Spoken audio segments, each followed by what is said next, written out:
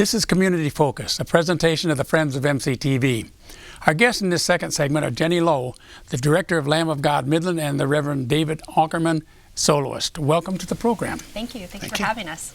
Jenny, could you give us some background on Lamb of God Midland, what the organization is, what it does? Sure. So Lamb of God is actually a musical performance. It's an oratorio presented by a choir of over 100, and we have a full orchestra, a soloist, including David, all from our region, some of the very best, and then also two narrators. And it goes through some of the major events of the life of Jesus Christ, including his death and his resurrection. And the whole purpose of this presentation is to help build bridges within the community. So last year we had 31 congregations represented. This year we actually have 45 represented. So Great. It draws upon many people even from Royal Oak, Sterling Heights, and the Grand Rapids area, but specifically the Great Lakes Bay region. And it's presented by the local chapter of Witness Music, which is a 501c3 nonprofit that's committed to building bridges within the community, specifically, again, through the congregations and within the different musical groups. Now, when and where will these performances be held? So we are at the Center for the Arts on February 28th and 29th at 7:30. We are really grateful for the center. We're not presented by the center, but again, we are a nonprofit presentation, but we're grateful for their kindness in letting us rent the facility. And this is your second annual prayer performances?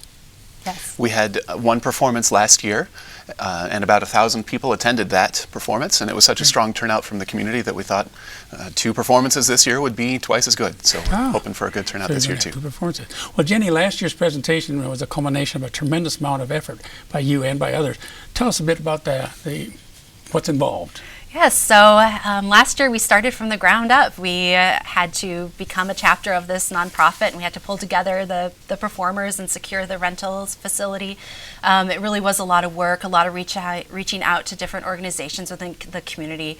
And we had just a lot of positive response. We're so grateful for the different organizations, the congregations, both Christian and non-Christian, who were very supportive of this idea of developing feelings of goodwill within these congregations, which then hopefully will then translate into having a more welcoming community altogether, that hopefully we can partner to address things like hunger or homelessness or the different things that divide us.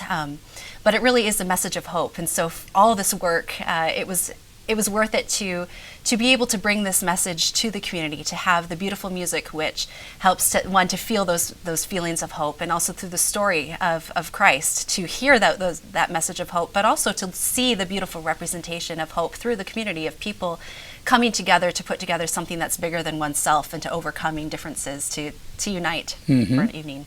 Well, David, this will be your second time then to experience this. Tell us a little bit about what it was like the first time and what it the role that I sing is the role of Thomas, one of the 12 disciples of Jesus, who is famously called Doubting Thomas because he doubted the resurrection of Jesus until he could see it with his own eyes. At one of the early rehearsals last year, one of the choir members remarked to me, knowing that I'm a pastor, that, oh, this must be funny or ironic for you as a pastor to sing the role of Doubting Thomas, as if pastors aren't allowed to doubt. And I said, well, no, actually, it's right on the mark that all of us are doubters in one way or another. All of us struggle with the unknown. And I think being able to put to words and to music our struggle with what is unknown is probably more important than putting on a face that pretends like we know all that there is to know.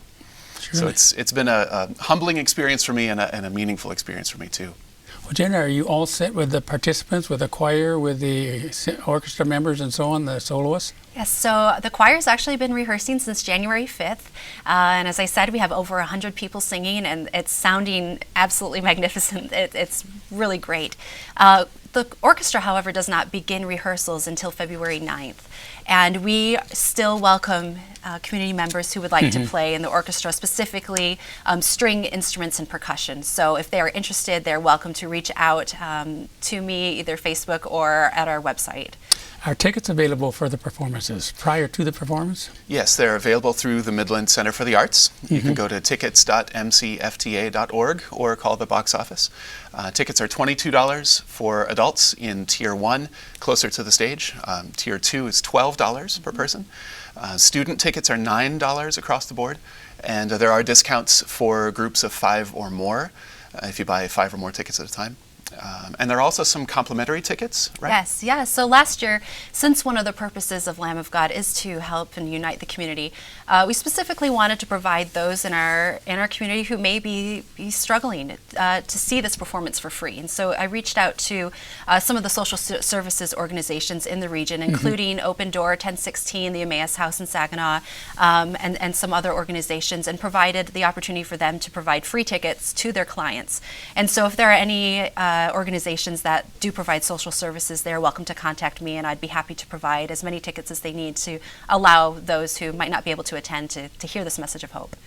Okay, well, David, if you give us the particulars of the performance again, when, where? At the Midland Center for the Arts, the Lamb of God performance will take place on the nights of Friday, February 28, and Saturday, February 29, both at 7:30 p.m.